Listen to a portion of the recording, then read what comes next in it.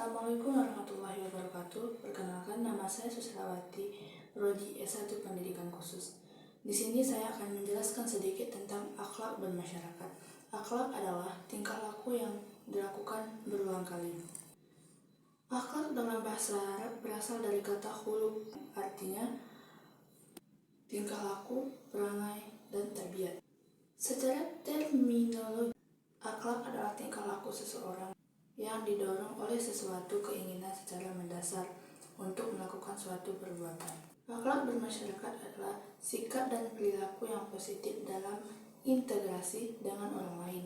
Ini melibatkan kesopanan, empati, tolong-menolong, dan kontribusi positif terhadap kehidupan bersama. Menghormati perbedaan dan bertindak sesuai norma-norma sosial juga merupakan bagian integrasi dari akhlak bermasyarakat. Akhlak bermasyarakat terbagi menjadi 5 bagian. Yang pertama, bertamu dan menerima tamu. Yang kedua, hubungan baik dengan tetangga. Yang ketiga, hubungan baik dengan masyarakat. Yang keempat, pergaulan muda-mudi. Dan yang kelima, ukhuwah Islamiyah. Di sini saya akan menjelaskan satu persatu. Yang pertama, bertamu dan menerima tamu. Bertamu melibatkan sikap ramah, penerimaan, dan sikap sopan saat mengunjungi rumah orang lain. Penting untuk menghormati aturan rumah yang dikunjungi dan menunjukkan rasa terima kasih atas keramahan yang diberikan oleh tuan rumah. Beberapa hal yang harus kita lakukan ketika kita bertamu ke rumah orang lain.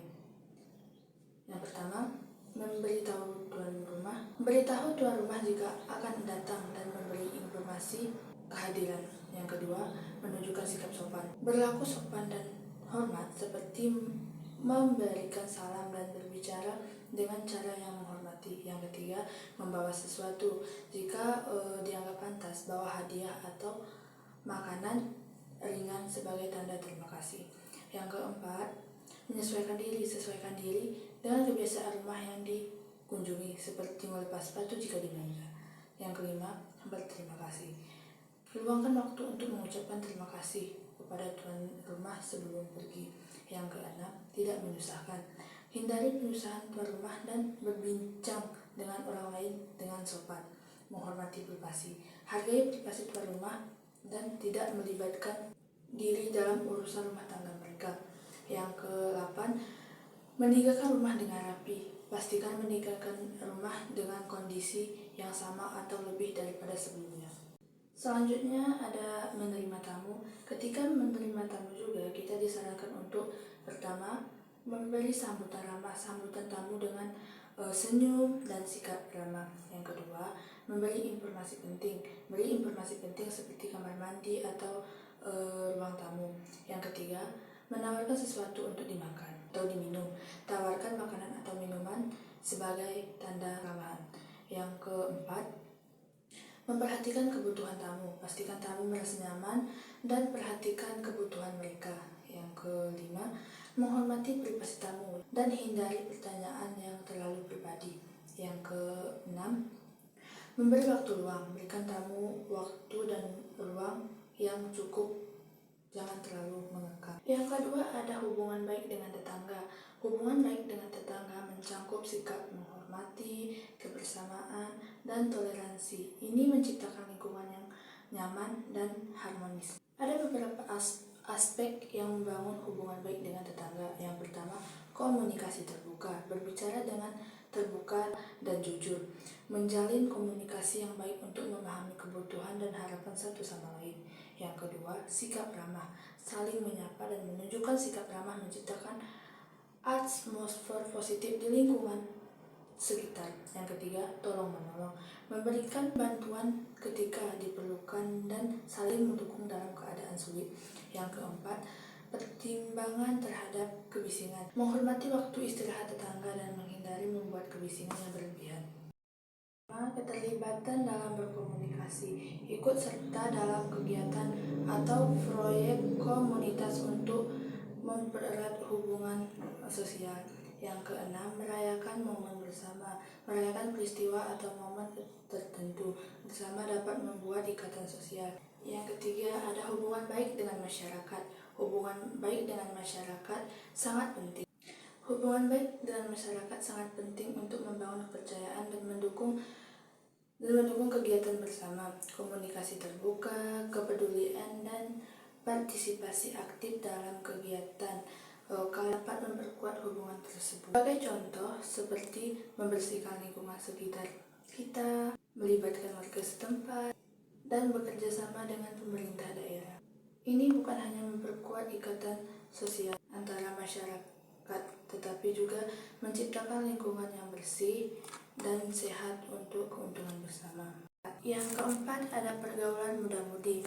Pergaulan muda-mudi remaja yang melibatkan interaksi dan hubungan antara individu-individu muda-mudi dalam kelompok sebaya mereka. Ini mencakup kegiatan sosial, komunikasi, dan pertukaran pengalaman di antara remaja untuk membangun ikatan sosial, belajar, dan tumbuh bersama.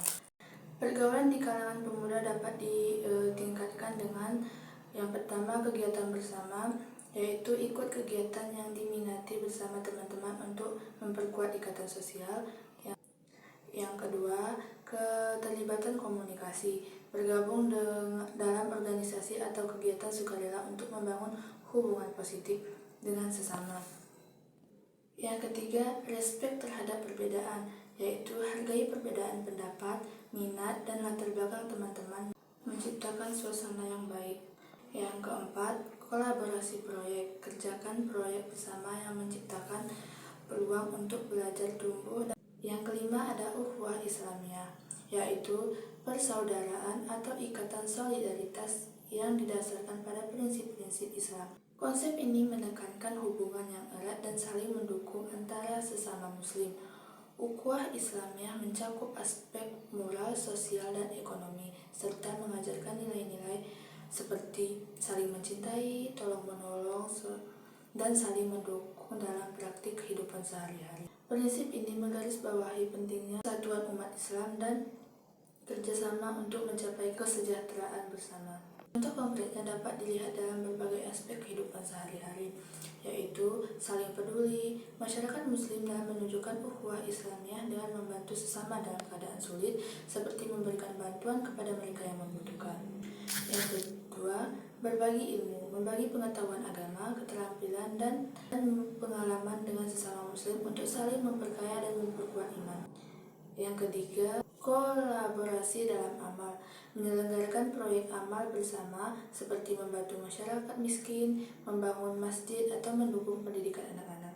Yang keempat, menjaga silaturahmi, merawat hubungan baik antara sesama muslim dengan menjaga silaturahmi dan menghindari pertengkaran atau perpecahan yang tidak perlu. Yang kelima, pentingnya keadilan, mendorong dan mendukung keadilan dalam masyarakat, memastikan hak-hak semua individu dihormati dan dilindungi. Demikian yang dapat saya jelaskan. Jika banyak kekurangan, saya mohon maaf.